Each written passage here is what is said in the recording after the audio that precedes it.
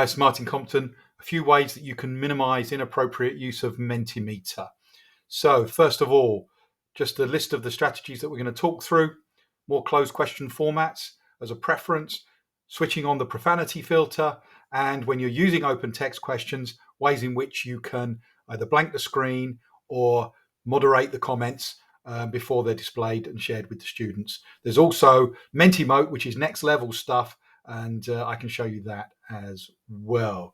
So let's move on. I've got a word cloud here that's been spoiled. I've got some inappropriate open text content. I don't want the students seeing that as it's coming through, subverting me, perhaps even abusing me or one another, whether they think it's jokey or not. Sometimes the filters that contributors have are inappropriate. So we have a number of reasons why we might want to think about this.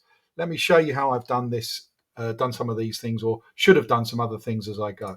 So first of all, first piece of advice is don't forget the other kinds of question formats. So I've got multiple choice. It's closed. It can't be abused.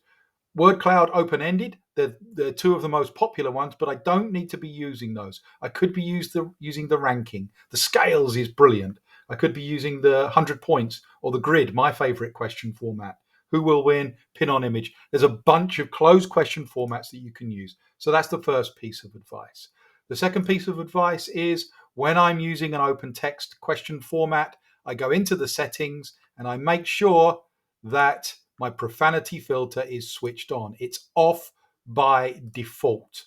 So all of those I just switch on as I go. In the old days with Mentimeter, it used to show Grawlix, so exclamation marks and at symbols as a way of representing profanity. Now it just won't let you use special characters, and it doesn't display those special characters as a substitute for profanity. It's just as if those words aren't there. But if it's not on, those profane words will appear. So it's not censoring you if you want that, if that's appropriate in your context. Okay, so first thing then is profanity. Well, first thing was the question format. Second thing was profanity. Third thing is, what if I want to use these things and make sure that the students aren't going to see the effort at subversion or abuse or offensiveness that one or two individuals may think is a good idea. So the first thing to do is when you're using these open text questions, go into customize and by default conceal the results. Okay, so I've done that in my word cloud, but I'm not going to do it in here. I've forgotten. So I'm going to show you what I do in presentation mode. So I'm going to go into presentation and let's go back to the word cloud and you'll see that the results are hidden. So let's get that out of the way. Sorry, just get myself out of the way.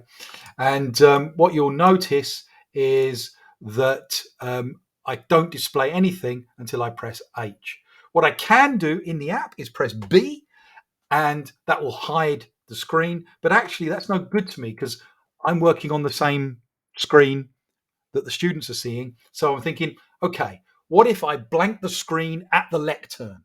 Blank the screen, the big display is turned off, but my monitor, I can see what's coming in. That way, I don't need to hide the results anymore. The results are coming in, coming in, coming in, coming in. I noticed that there's one or two things that I think actually that's unhelpful, that's distracting, that's subverting, whatever it is. So before I unblank the lectern screen, what I'm going to do is I'm going to close the voting and then quickly hover over the words that are inappropriate and delete. So here we go. So one of my students has misspelt analysis here, but it's an appropriate response. I'm not deleting that. I'm not policing their spelling. I'm just going to get rid of the things that might be distracting. And now I can unblank the lectern and display it to the rest of the world. In this one, I notice, oh my goodness, I haven't hidden the results. So I can hover over this toolbar at the bottom and hide the results. Or alternatively, I can use H on my keyboard, which is even quicker, to hide and reveal. Likewise, if I've blanked the screen, doesn't matter that I've hidden it or not, but if I've blanked the screen, that's great. And what I could do is reveal it with the blank screen up there. And as before, close the voting and then get rid of this nonsense that's appeared in there.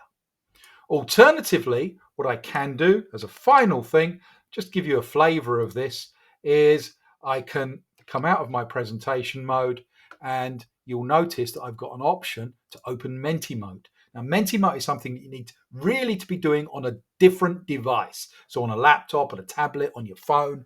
And what you can do from this is use it as a clicker to navigate through the slides and scroll through the different slides. But you can also use it to do interesting things. So for example, here, I can see this on my secondary device, whether it's hidden or not from the student view. And so let's show you what I can do here. So I'm going to hide it and close the voting. There we go. And it's still, I can see everything on my secondary device. So this is called Mentimeter, and it's a fantastic tool. There's tons of things you can do in here once you get used to it. And above all, I can moderate the answers. So I can reinstate things, or I can delete things as I go. And then when I'm ready, I can tell the students that they can see the content on the main screen by revealing it with that H on the keyboard. I hope those things prove helpful to you, and there will be some written guidance that goes with this as well. All the best. Thank you.